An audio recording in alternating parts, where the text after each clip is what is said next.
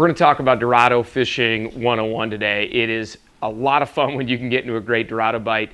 And I want to just take a moment and tell you how this video is going to lay out and kind of what the origin of it was.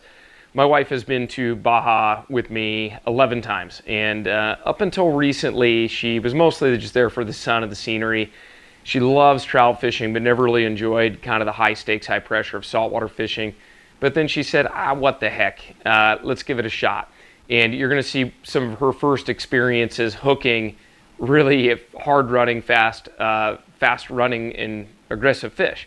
So there will be kind of an introduction where I'll just introduce the video. I think I catch a fish there. And then you're going to see some clips of kind of her first experience. And she makes a comment in there that she should have researched what to do before we got there.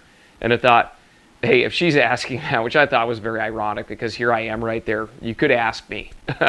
But she made the comment, I should have researched what to do. And I want you to be extremely well prepared. The action you're going to see is not typical of every experience there where you're going to have doubles and lots of opportunities, lots of hookups. You might be limited to just a few opportunities, and being as prepared as you can and having a little bit of knowledge before you actually wind up at the destination, I think, is really important.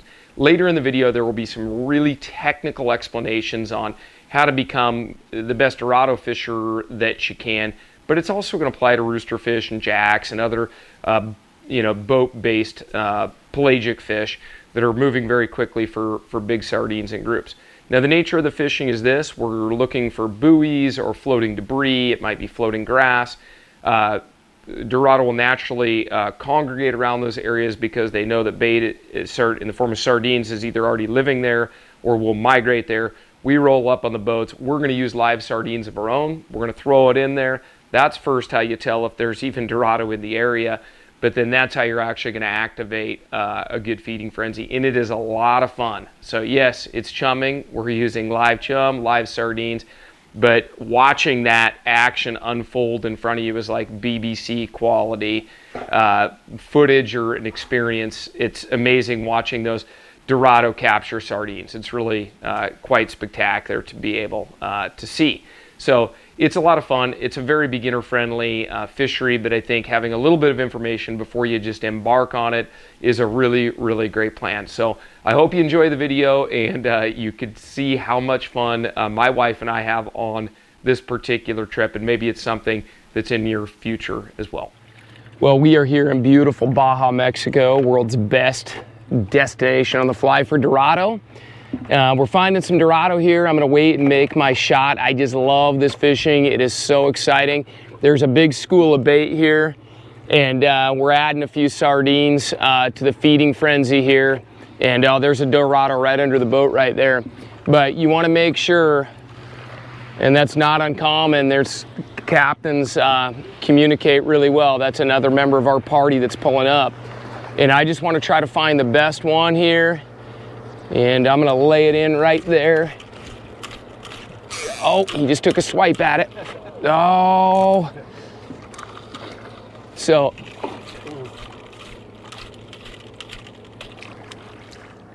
And there's a lot of needlefish in there too.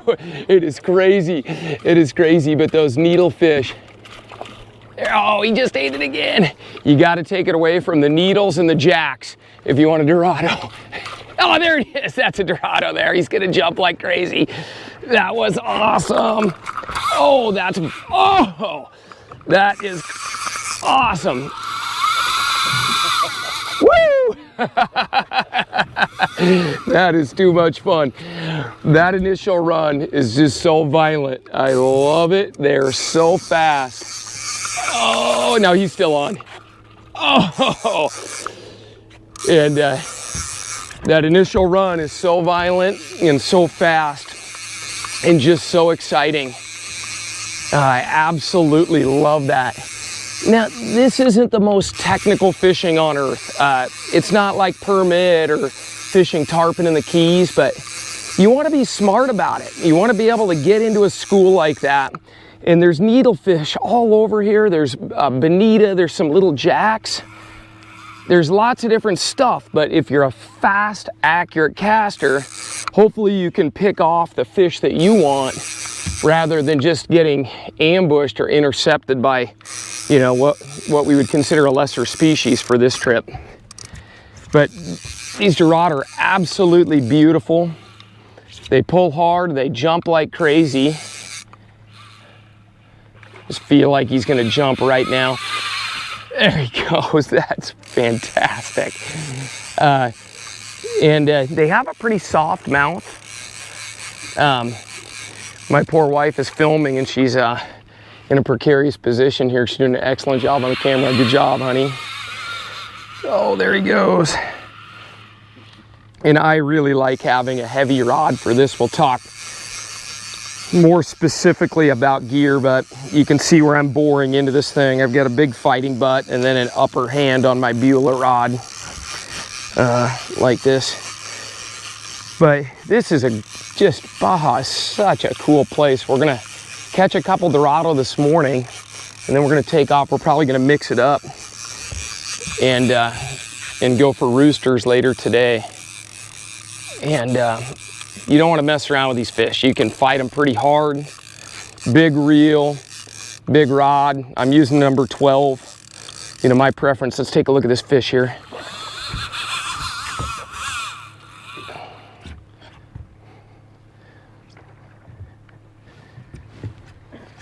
Here you go. He was just about to jump. But yeah, you can fight them pretty hard. A lot of the captains have a little brace up front here. I took it out. I've got pretty good footwear. I like to wear, you know, a proper boat shoe in the boat. And when these fish, if they go under the boat, they can break a rod. So you got to be prepared in a couple of ways. What I can do now is I can lighten my drag up. Talked about this a lot on tarpon fishing videos and other videos. But I can add resistance here with my fingers. And if that fish takes off under the boat, I could release the tension with my fingers. Right there, let's have Cappy land this. Perfect, Nene, that's great. Good job on the camera, sweetheart, you did great. Beautiful.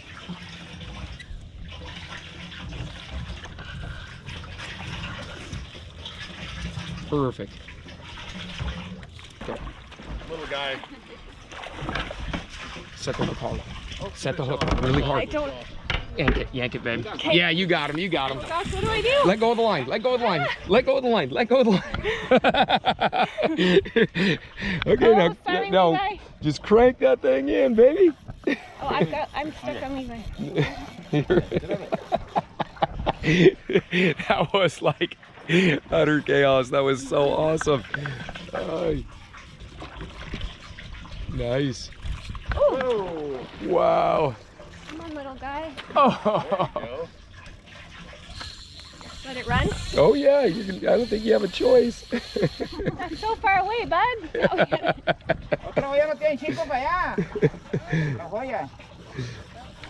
Oh, that was awesome. You did so good.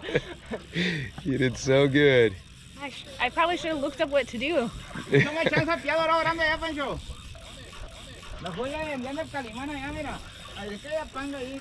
there's a big one out there. Yeah, just keep cranking him in, about a little lower. He's gonna jump right here. Got a little, reel. And then just get ready to let go of the reel when you feel him take off here. That's a really nice one.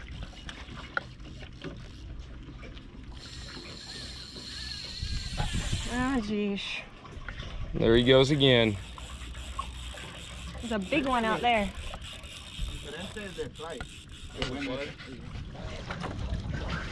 Nice cast. Oh yeah, I don't even looking at it. Perfect. Oh! You have to go for the chaos, right where those sardines are jumping. Anytime you see a jumping sardine, you aim at it, okay?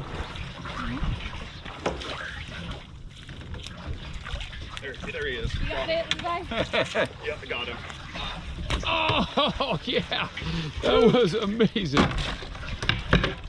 Got it, Kelly. Double.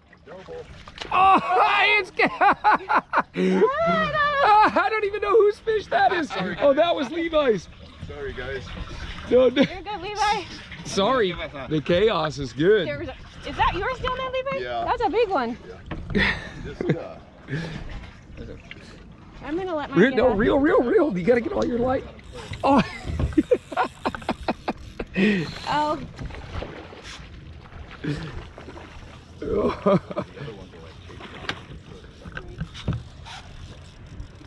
Okay, is this a point and reel? Or Yeah. Okay. Angle, not straight at it though. Off to the side, 10 to 15 degrees to the side. Crank it, crank.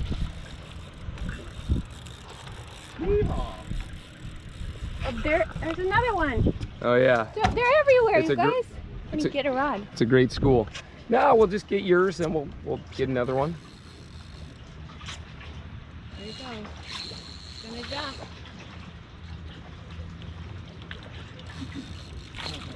Wow. Yo. Oh, what?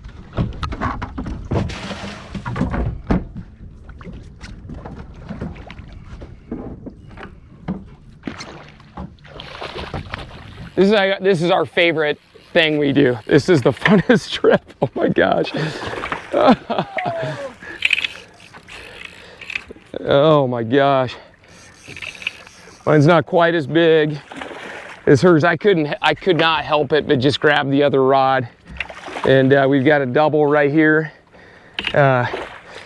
We might have to keep these for sashimi tonight. You want to keep a couple of these, Nene? That is one thing that's really fun about this trip. It's okay to keep a Dorado or two for your party. Have some nice sashimi in the evenings. It's not a bad way to live. All right, a couple of things. Always let your wife hold her fish out further, even though it is bigger to begin with. But yeah, this is just so much fun. They fight great, bite hard, jump like crazy. Is this a good time? It's awesome. This is really fun. So when you pull up to a spot, you're looking for oftentimes buoys or floating debris. It could be grass, it could be garbage, it could be a little bit of anything, but there are a lot of buoys that have been put out by the captains over many years, and what happens is those buoys make a shadow with the line coming down, and then sardines or other small bait fish are naturally attracted to that area. Well, the ocean's really big and we're free drifting this pango. You can't pole it, you can't paddle it. You got to do something to keep those fish near your boat and interested in what you're doing. So we have a live well with sardines, and the captain will pull up and check the spot. So for instance, the captain will pull up, we'll throw some sardines in the water, and it is like one of the coolest. It's like Nat Geo or BBC network type action. These fish are just hammering that bait. You don't just want to start casting in there immediately and showing the fish your line, your fly, and showing them that there's artificial things happening. Just wait just a minute and evaluate. Like right here, I've got needlefish and I've got little jacks and other fish in the water. So I want to get established, get my line off my reel. You don't need a lot of line, but what you do need to do is you need to be very fast. So one thing you want to practice, and my dear wife did a great job practicing in advance. She was action motivated to cast the 11 weight, get used to it, is being able to throw your fly in the water and just make one false cast and then shoot the line out. Now, as important as being able to shoot the line is learning how to pick the line up. I'm getting bit up all over the place out there by little fish that I'm not wanting to catch during my video. So a tip with the needlefish is if you stop stripping, they usually won't eat it. So they can see it well enough that they won't eat. But being able to pick your fly up is really important. So I'm going to start with that as far as casting. There are lots of videos on how to double haul. And that's how we get energy into these big heavy rods, is we really do need to utilize our left hand. That was a really big strike right there. So distracting. But when you go to pick up a fly off the water, we have to lift first, then drive it back very hard. Because what happens is these fish are going to be all over. I had another fish on right there. That is hilarious. I've got to go here, okay? And then I strip a couple times. We'll get into stripping in a minute. And then I've got to go here. Okay, and then I'm stripping, and then all of a sudden the fish is over here like that. And one of the most important things we do is we raise the rod first, and that puts a nice bend in it with just the water and the weight of the line so that my fly goes very fast behind me, okay? Very important. I'm gonna lift and then drive, and I'm gonna get right into it. I'm gonna get right down deep in that rod. Oh, the fish are everywhere. And I'm gonna fire that thing back out. And I'm stripping it the moment it hits the water. Lift, drive, I'm over here, okay? Lift, drive, I'm over here. Okay, you can go do this on your bass lake, your trout lake, your dock. It doesn't matter where you're at, but I really suggest you do it. It shouldn't hurt your arm. Your elbow should stay close and connected so that you're using your big muscle groups with these heavy rods. And the lines are matched so appropriately, it shouldn't be exhausting to do this, believe it or not. So choose wise cast. Now, when we cast, so let's just say we get in there and there's a big strike and the Dorado is eating a sardine. It's so exciting. It looks like somebody's throwing hand grenades in the water. Oh, that's a good fit. Oh my gosh. It just doesn't stop. It's like a 3-foot long needlefish. That's great. GoPro stop easily. So let's just start with kind of the basics. We're in what's called a super panga. These boats can fit 4 anglers. We do that sometimes. It's a little messy with my gear up here right now. Let's say hi to the captain. Boats are tiller drive. Boats, some are center consoles, but they're pretty good sized boats. And although they're stable, standing up on the casting deck up here, I think you want to have a fairly decent balance if you want to stand up and be rocking a little bit. Just kind of be prepared for that. And if you're not comfortable being up on the casting deck, you can certainly cast, you know, from the standard floor of the boat. As far as gear goes, you're going to leave your resort lodge or whatever each day. One thing I have found handy, and I'm not sponsored by Yeti whatsoever at all, I only wish, is just bringing, if you're going to bring a few beers, a little ice, and a few drinks. I kind of like just doing that myself so I know what's in there. Dry bags, simple dry bags in these boats. Everything is going to wind up sandy and covered in salt water. We just like these simple dry bags so we can rinse them off at the end of the day. And of course, the swell comes up when we start our video. As far as gear goes, I'm a big believer in Beulah rods for these fisheries. We're going to bounce around to the panga. I've not found a rod, I'd say, that is tougher and more trustworthy specifically for this kind of fishing. In fact, we fish with the owner and designer of Beulah rods, and this is where they are tested.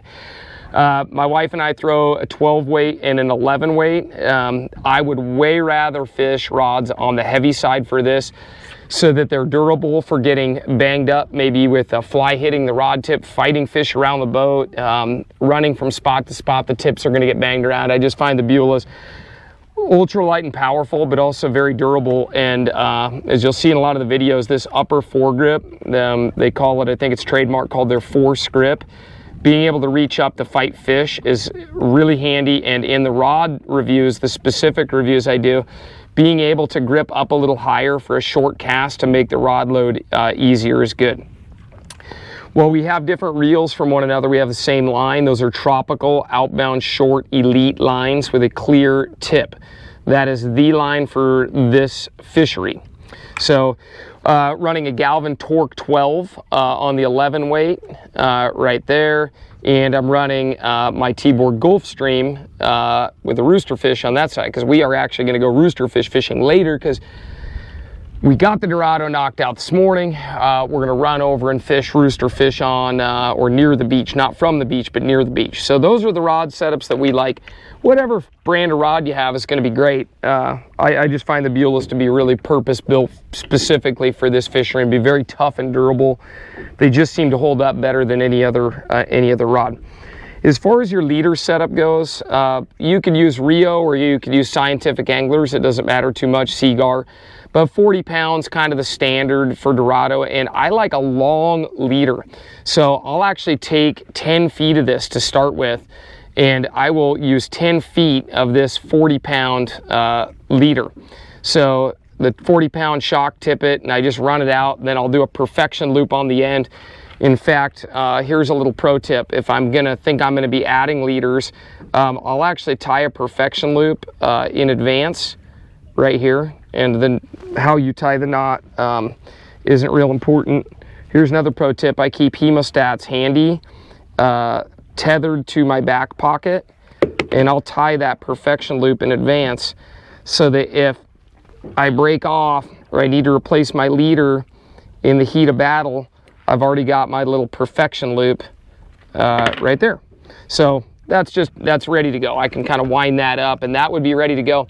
So it isn't a tapered leader, it's just 10 feet of this, and I like a long leader. This water is crystal clear and those fish are pretty smart. So, and then I'll do an improved Homer Rhodes loop knot on the other end. So as far as flies go, pretty much anything that looks like a sardine. This is a kinky muddler right there. That's a kinky muddler that I darkened up with a Sharpie marker a little bit just to make it look a little bit toned down. That's a two-tone brushy. And these flies are super beat up. I didn't have any more brand new ones. These are airheads. And there's links in the video description to all of these flies. And this is just a little salty mullet. It seems like the roosterfish, when we switch between Dorado and roosterfish, the preferred fly for roosterfish is a little smaller, but any of those sardine patterns, I would just really buy quality flies. You don't have to have, I've got way more flies even in my bag here, but you don't have to have, you know, a bazillion of these flies, but you want to have a few options to change flies. One of the tips that I'll give here in a minute when I jump up and start casting is the fish will learn your fly, and I do believe there is some value if they stop biting. Just change flies. I think that's an okay thing to do. So I'm going to jump up on the deck and give a few casting and just presentation pointers in addition to all the action footage that we have here for you to watch. So when you're on these spots for these Dorados, there's a great school here. Kick-ass, great school. Tons of feeding activity. They're kind of circulating. There's bait hanging around this buoy, but it's not uncommon for other boats to show up. That's going to be super normal. The captains are going to share information even if they're not in your same party. Okay, there's a nice one right there. That's the big one. That's the one we want right there. Now when it comes to whether you one-handed strip or two-handed strip, I prefer a one-handed strip for Dorado because I'm going to have to pick up there so fast. It's probably not going to be a long retrieve. It's going to be, that's a very big Dorado right there. That's why we're using a 12 weight. There's a 40 pounder in there. And so I'm hoping I can get a good shot when you're out here. You know, there's lots of different types of bait, but when you see a sardine jumping and kind of tail walking across the surface, that's when that sardine is being pursued, and you need to hit that spot and fast. So I'm watching right now. There's a good Dorado right there. So many other fish in there. Like, okay, that's what we want when we see that sardine running like that. Oh, dang it. Oh, that's a needlefish. Oh, wrong species. Wrong species. We don't want that guy. So this is what you want to avoid right here. And that's also part of the reason a 12 weight is my preferred tool, because I want to land these critters. You can check this out. That one ended up, yeah, that ended up fouled. But there's so many fish in there. You wind up hooking the wrong thing from time to time.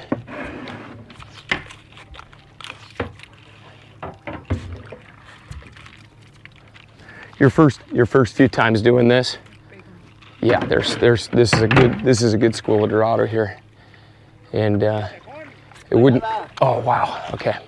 So we want to see one. When I see that sardine jumping, that's what I'm going for right there. Oh, missed one right there.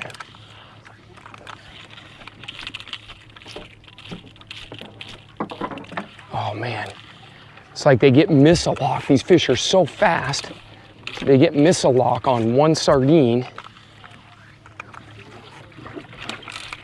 Oh, there we go. Got him. Got him. He hasn't taken off yet.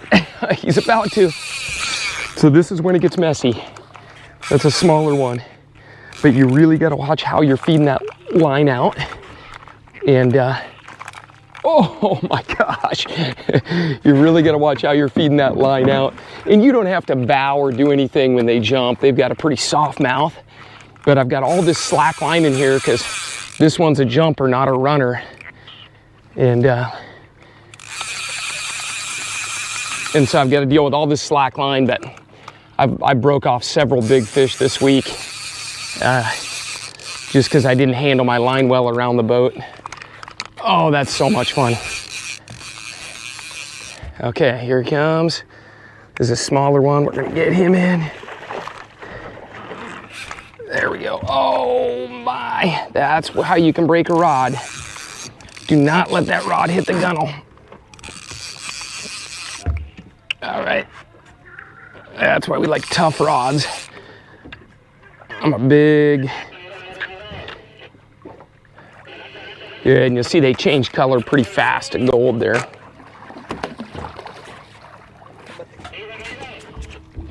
That is so much fun, unbelievable. Let's go ahead and take a good look at it right here. And even these guys, not a super big Dorado, but so athletic and such great jumpers. That is a ton of fun. All right, so I just landed that needlefish. I'm gonna cut my fly off. And the other thing about these needlefish is, and I'm just gonna take my fly off for the rest of the demo, is they will abrade your line really bad. I think it's very important that you learn how to tie your own knots. On our couples trip, we do not tying you the first or second night that we're here, and make sure everybody at least knows how to do it so that you could cut that abraded piece off. Those needlefish have nasty teeth, and I can cut 2 to 4 inches off. And that's also why I like to start with probably a longer leader than most people. That way, if I start with, say, 10 feet of that line, if I start with 10 feet of that line, I'm able to make that leader last much longer than if I was to start with just 6 or 7 feet.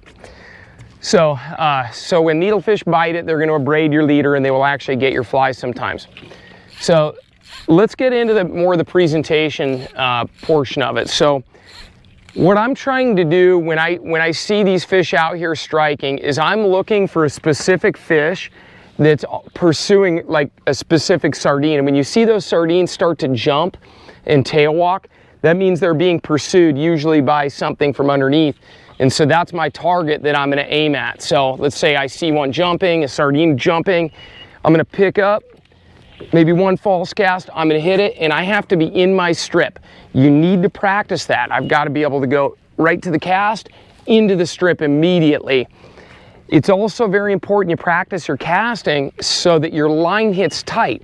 So if my line hits in a big pile of slack and I can't get that fly moving, the Dorado immediately know that that's just not food. They may not know it's your fly or the brand of the fly or the size of the hook, but they know it's not food. So when I lay this in, okay, watch my hands here. I'm going to come right into a single-handed strip.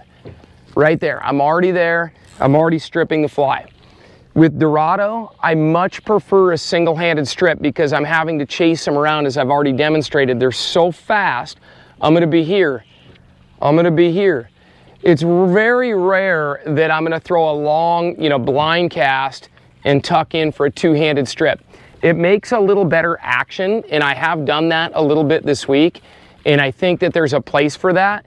I also think it's really great if you have trouble setting the hook and strip setting.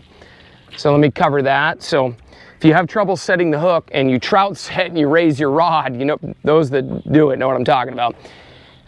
You can't trout set when you double-handed strip. You're just going to set the hook on the fish like this until you have it, and then you can drop in and feed line out as the fish takes off and runs.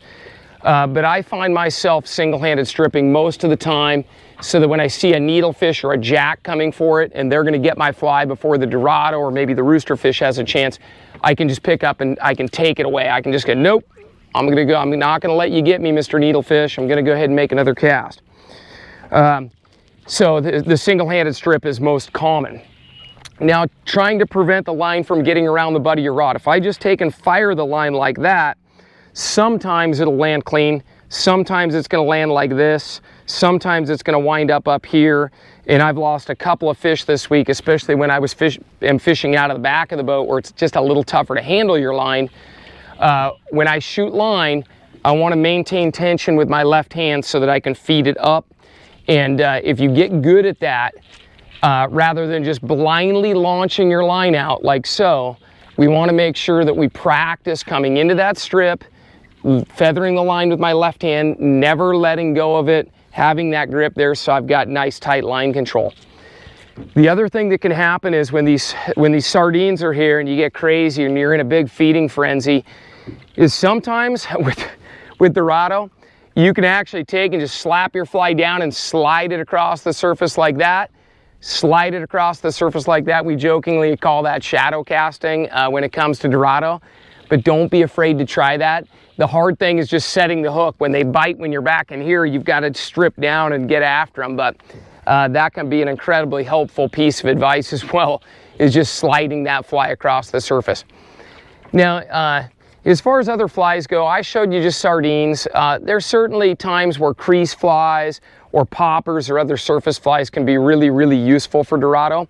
I primarily just stick to sardines. I get to see every strike anyway, so there isn't a dramatic difference. My fly is only this deep. Even with the intermediate sinking line, my fly is only a few inches under the surface, so I'm seeing every strike is vicious and on the surface anyways. So I think that's probably always going to be a question people have. What about poppers, Joe? What about crease flies? Hey, they're going to work fine. I just tend to stick more with the sardine patterns. I like the way they cast. I like the way they fish, and I like the way I can pick them up, and I feel like I can move them around a little bit faster than, say, a crease fly or a popper. So this Baja trip is absolutely excellent, whether you go with us or somebody else. There's links to all the relevant tackle and all the flies in the video description. If you want to learn more about this kind of stuff, make sure and like and subscribe to the Red's Fly Shop channel. And our team ships the fastest in the business, so when you're ready for flies, leader, gear, rods, shoes, that kind of thing, just hit Red's Fly Shop right there in the links, and we'll take good care of you. GoPro, stop recording.